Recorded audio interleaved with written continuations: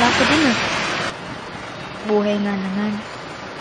Hindi mo masasabi kung anong pwedeng mangyari. Ayaw mo yan. Nakakatawid ka rin. Focus lang.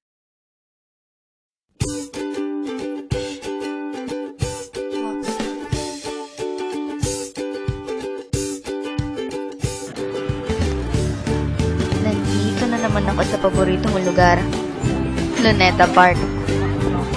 Ewan ko ba? Tuwing nandito ako, pakiramdam ko akin ang mundo. Ang siya sa pakiramdam. Maraming tao, nagtatawanan, nagkukulitan. Kala mo araw-araw fiesta.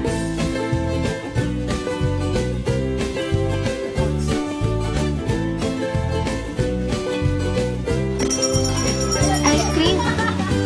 Gusto kong kumain ng maraming ice cream.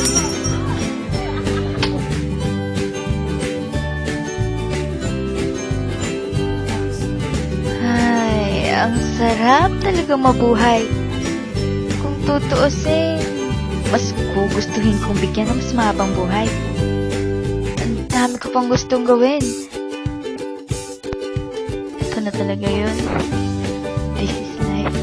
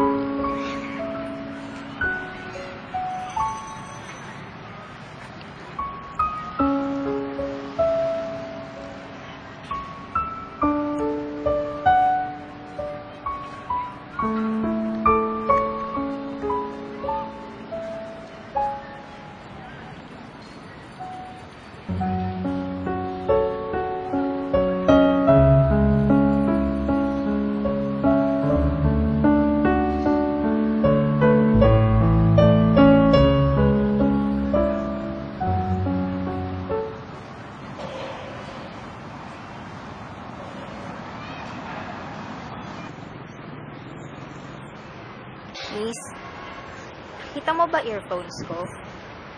Miss, nakita mo ba yung earphones ko? Miss, yung earphones? Bakit? Earphones? Oo, yan. Earphones. Naku, wala yun.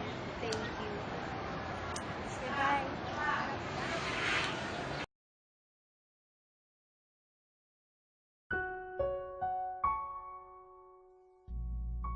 May bago na namang nakaalam ng sikreto ko. Nakakalungkot. Pero kahit ganun, masaya pa rin ako kasi naintindihan niya yung sitwasyon ko.